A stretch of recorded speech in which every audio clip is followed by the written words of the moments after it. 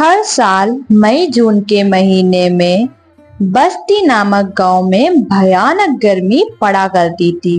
बारिश ना होने के कारण वहां का जल स्तर काफी कम हो जाता था, इसलिए पंपों में पानी नहीं रहता था। अम्मा, नल का पानी फिर से चला गया। बाल्टी में पानी होगा, उससे जाके नहा ले। अरे अम्मा, यहाँ तो बाल्टी भी खाली है। अरे अभी आधे घंटे पहले जब नल में पानी आ रहा था तो मैंने बाल्टी भर कर रखी थी। काजल मैडम जी उसी पानी से नहा ली होंगी और हमारा लड़का तो ऐसे ही गंदा रह गया। मैंने भी तो कल शाम में पानी भर कर रखा था और तुम्हारा लड़का तो उस पानी से नहा लिया। मैंने तो कुछ नहीं कहा और हमारी लड़की ने नहा लिया तो बहुत बड़ी आफत आ गई है। जैसे अपनी महारानी लड़की जी से कहो नल से खुद पानी निकाल कर रखा करे नहाने के लिए, वरना लगाऊंगी 2-4 थप्पड़, आ जाएगी अकल ठिकाने। अच्छा, मार के दिखाना, जैसे मेरे पास तो हाथ है नहीं। काजल अपनी नानी के साथ अपने मामा के घर में रहा करती थी। उसके माता और पिता की मृत्यु हो गई। काजल की उसकी मामी से बिल्कुल नहीं बनती थी। उसकी मामी हमेशा यही सोचती थी कि वो यहाँ से चली जाए। काजल के माता पिता के मृत्यु के बाद उसकी मामी उसे अपने घर में साथ नहीं रखना चाहती थी, मगर उसकी नानी उसको वहाँ रखना चाहती थी। रात को जब काजल के मामा घर लौटते हैं तब उर्मिला सारी बातें अपने पति को बताती है। आज तो आपकी भांजी मुझसे लड़ने को तैयार हो गई थी। मैंने उससे बस इतना ही कहा था कि कुएं से पानी आज तू निकाल ले, बस महारानी जी चिढ़ गई और लड़ने लगी। वो तो ये कहो राजू घर पे था, उसने कुएं से पानी निकाल कर मुझे दिया। माँ ने कुछ नहीं कहा। वो तो बस काजल की ही तरफदारी करती हैं, उन्हें मैं कहाँ अच्छी लगूंगी। वो तो कहिए कि राजू घर पे था, उसने मुझे इस तरह उर्मिला झूठ बोलकर अपने पति को गुस्सा दिला देती है।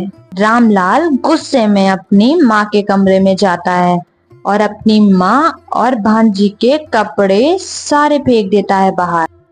मामा, आप हमें घर से क्यों बाहर निकाल रहे हैं? तुम लोग यहाँ से बाहर निकलो और जहाँ जाना है वहाँ जाओ। काजल और उसकी नानी सरपंच जी के पास अपने बेटे रामलाल की शिकायत करने पहुंच जाती हैं, लेकिन वे वहां जाते ही देखती हैं कि सरपंच जी को उसकी बहू ने पहले से ही रिश्वत देके अपने पक्ष में करवा लिया है। रामलाल और उर्मिला और उनका बेटा उन्हें धक्के मारकर घर से बाहर निकाल देते हैं। नानी, अब हम कहाँ जाएंगे? काजल बेटा, मैं तेरी मौसी यानी कि अपनी छोटी बेटी के घर चलते हैं। वो हमें जरूर मदद करेगी, हमें ऐसी हालत में देखेगी तो जरूर हमारा सहारा बनेगी। भरी दोपहरी में काजल की नानी धूप में चलते चलते गर्मी के कारण बेहोश हो जाती है। काजल इधर उधर पानी खोजने के लिए चली जाती है, लेकिन उसे कहीं भी पानी नहीं मिलता। आसपास सब का सब सूखा ही पड़ा था। वह कोशिश करती है कि उसे शायद ही कहीं पानी मिल जाए, लेकिन नहीं, उसे पानी तो कहीं दूर दूर तक नजर ही नहीं आ रहा था। लेकिन उसने हार नहीं मानी। वह और आगे बढ़ती चली गई जब तक उसे पानी का कोई स्रोत न दिखे। वह आगे गई तब उसने देखा उसे एक कुआं दिखा। वह जल्दी से कुएं के पास पहुंच गई और जब कुएं में उसने झांक कर देखा तो उसमें तो पानी ही नहीं था, वह कुआं सूखा था। हार मानकर काजल अपनी नानी के पास आकर खड़ी हो गई। वह इंतजार में थी कि कोई राहगीर उसकी मदद करे। तभी एक लड़का वहां से गुजर रहा था। उसने जल्दी से जाकर उससे पूछा, सुनो, मेरी माँ को अस्पताल पहुंचा दो और बदले में तुम मुझसे ढेर सारा सोना ले लेना। देर बाद वो नौजवान काजल और उसकी नानी को हॉस्पिटल पर छोड़ ही देता है। अस्पताल में काजल की नानी का कुछ दिनों तक इलाज चलता रहता है और उसकी नानी ठीक हो जाती है। नानी जी, अब हमें मौसी के घर जाकर उन पर बोझ बनने की जरूरत नहीं है। हमारे पास एक जादुई कुआं है जिससे हीरे निकलते हैं। हम उन हीरो को बेचकर अपना गुजारा कर लिया करेंगे। काजल जल्दी से जाकर उस कुएं से हीरे निकालना शुरू कर देती है। अपनी जरूरत के मुताबिक उस कुएं से हीरे निकालती रहती है और उसे एक जगह इकट्ठा कर कर रख लेती है। उसके बाद काजल शहर में जाती है बाजार और वहां जाकर हीरो को बेच देती है और उसी हिसाब से पैसे अपने साथ ले आती है।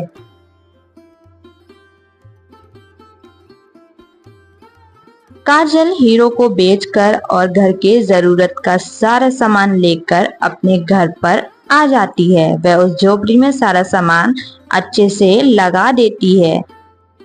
वो नौजवान जब भी उस रास्ते से गुजरता तब वह काजल से मिलकर जरूर जाता था। एक दिन राजू ने काजल को बहुत सुंदर कपड़े पहने बाजार में उस नौजवान के साथ घूमते हुए देख लिया और देखकर वह तुरंत अपने घर पे अपने बापू से जाकर सारी की सारी बातें बता दी। जब वो लोग गांव के बाहर झोपड़ी में रह रहे हैं तो उनके पास इतने पैसे कहाँ से आए? मोहनलाल एक दिन काजल का चुपके से पीछा करता हुआ उसकी झोपड़ी तक आ पहुंचता है और पेड़ों के पीछे से चुप करके देखकर काजल को कुएं से हीरे निकालते हुए देख ही लेता है। ये सब देखने के बाद वह जल्दी जल्दी अपने घर की ओर निकल पड़ता है।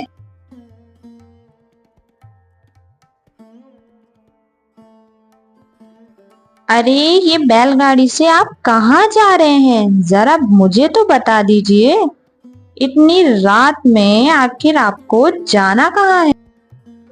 काजल की झोपड़ी के पास एक कुआं है जिसमें से हीरे निकलते हैं। आज रात हम बैलगाड़ी तैयार करके वहां जाएंगे और वहां से उस कुएं का सारा हीरा ले आएंगे। रात में रामलाल और उसकी पत्नी और बेटा काजल की झोपड़ी के पास चले जाते हैं। जब वो तीनों वहां पहुंचते हैं तब उन दोनों को सोता हुआ पाकर जल्दी जल्दी कुएं में खुदाई करना शुरू कर देते हैं।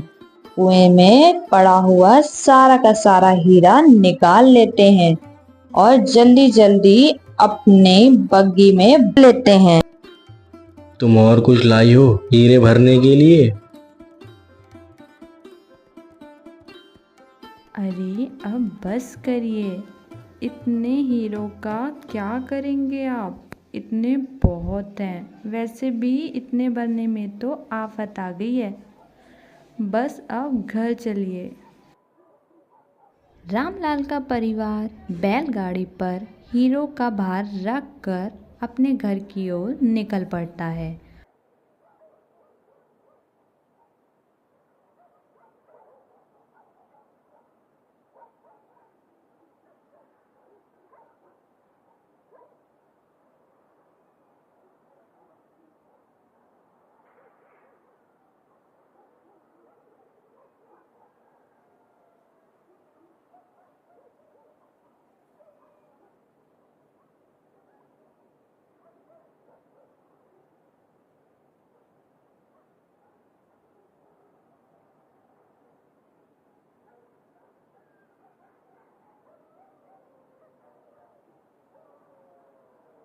रात में डाकुओं की टोली उसी रास्ते से गुजर रही होती है। उन डाकुओं की नज़र मोहनलाल के परिवार के ऊपर पड़ती है और वह उनके परिवार को मारकर उनका चुराया हुआ सोना वो चुरा कर ले जाते हैं।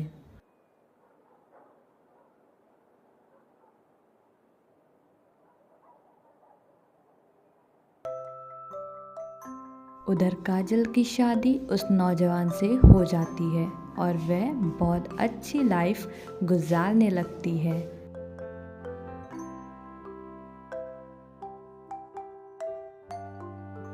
किसी ने सच ही कहा है, बुरे कर्मों का फल बुरा ही होता है।